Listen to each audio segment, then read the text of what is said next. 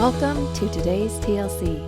Whether you found this podcast on my website, through the emails I send, or simply from a friend, I'm glad that you've decided to add some TLC today. Hello, my friends. I had a great experience this morning that gave me a paradigm shift, and I want to share it with you. A really great friend of mine is going through her own coaching program. Her training was a lot different than mine was, and she is wanting someone to go through some of the process with to practice, and she asked if I'd be willing. So I said, sure, I'd love it. And she had me take this assessment and show up for an intro call this morning. And when I was talking to her, she asked me an interesting question. She said to me, if you had the perfect day where you went through your day and at the end it just felt awesome, what would your ideal day look like? I want you to take a moment and just kind of think through what you would answer to that question. Doesn't have to be a big deal, but just kind of think about it. What would your ideal day look like? What would your morning look like? How about your afternoon? What would your evening look like? What kind of feeling would come with you during the day? In answer to this question, she had me talk through the moment by moment of what my ideal day would look like. And I thought that it would be some grandiose thing, right? Sometimes we think about our future life that we're trying to create and mental and emotional health, what it would be the best version of ourselves, that it would be so different from where we're at right now. But when I was talking through what my ideal day would look like, it looked a whole lot like what it was like yesterday and the day before that. Maybe not all of the parts, but it was quite simple. It started out with the way that I would want to connect in the morning with myself, with God, and with my family. Then I would be productive with my day and connected in the moment, flexible with what comes up, but also purposeful with my time. I would set aside time for self-care. I would honor my body by putting good things in my body. And that I would have present family time and not run out of energy and be impatient with my children by the end of the day. Take time to connect with my husband and end the day with God. That was really what my day was like when I thought about my ideal day. And it gave me pause because it seemed so simple. What are we believing about our ideal life? What are you believing about your ideal life? Do you think that there has to be these vast changes for you to be able to succeed today or tomorrow? Where is the gap? And is it really that big of a gap? It gave me some confidence in my journey. I have a long way to go. I feel like I talk a lot about these mental and emotional health tools, and I definitely do them well at times. And other times, I fall flat on my face and I don't show up for myself. Or I get angry because I didn't process and hold space for an emotion and it comes out sideways at my kids. Or I say that I want to plan and be proactive about showing up for my self-care or showing up for the project that I'm working on and not procrastinating my time. And sometimes I do that well, and other times I don't. But I think that the gap between where I want to be and where I am really isn't as big as sometimes I make it seem. What are you believing about your gap? If you're thinking about your ideal day, it's not your ideal life of all the things that you've created. It's not the big picture of accomplishing that huge goal. It's the simple day-to-day rhythm and pattern that you're wanting to create. Because that's really what's going to get us to the big goals. It's not an all or nothing, get it all done at once and then accomplish your dreams. It's taking it one day at a time, trying to figure out just how this day is successful. So that was a paradigm shift I had this morning that was really beautiful for me. And I just wanted to share that with you. I also was grateful for the assessment that I went through with my friend that talked about my overall wellness.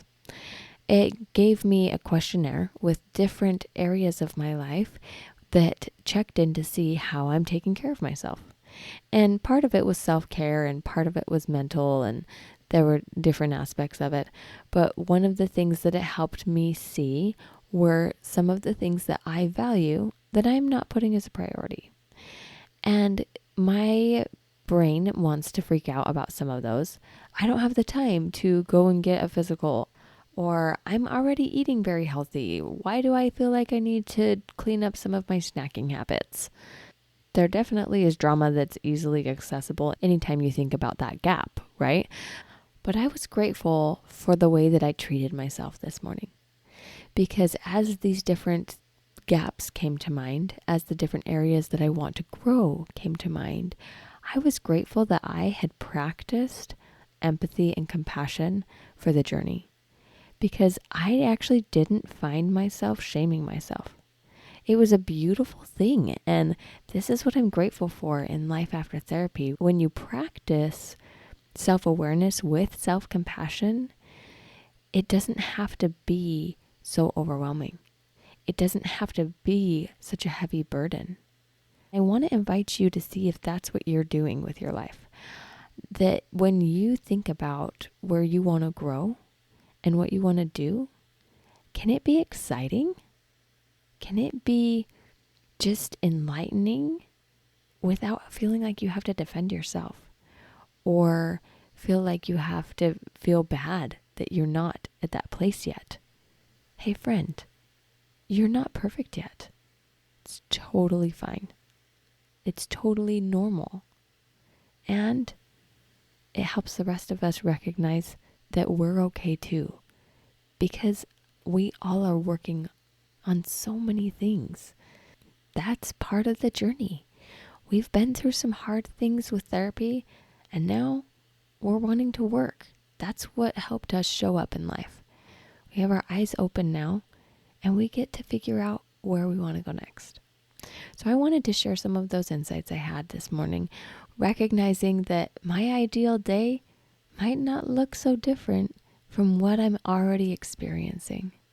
And that when I look at the gap from where I am to where I want to be, it doesn't have to be heavy. It can be exciting. And I can have compassion for the more human parts of me.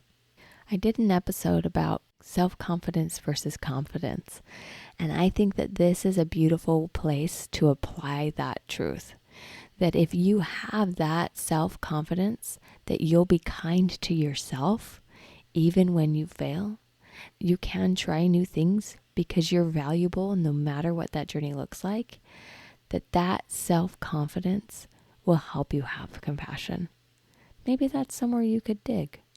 Maybe that's something you could work on, is being kind to yourself along the way and having your back even when you fail. Now I'm noticing as I get to the end of this podcast, my brain compulsively wants to try and wrap it up with something that you can do better today and give you a way to apply what you've learned on the podcast. But guess what? I can't tell you what your learning looks like. I can't tell you what would be helpful for you today. Only you know that. So take a moment to think about what would add TLC to your day. Maybe it's a little bit more compassion. Maybe it's space to think about the gaps and make a plan for how you want to move forward. Maybe it's some affirmations to practice that self-confidence and have your back through the whole journey. Whatever it is, take that next step forward, because success in Life After Therapy just takes a little TLC each day. Some mindfulness, some compassion, and some confidence as you move forward, knowing that you are already on the path that leads to where you want to go. And where you're going might not be so far away from where you already are. What would help you have the ideal rest of your day? Let it be simple. Life After Therapy really can be simple. It's as simple as remembering who you are and practicing being you. I believe in you, my friend. Go create your ideal day. Life after therapy can be simple. Come learn how to think light, feel light, and live light at thelightcoach.com. I offer 5 free discovery sessions each week, and one of them is for you. Together, let's discover the joy that's possible in life after therapy.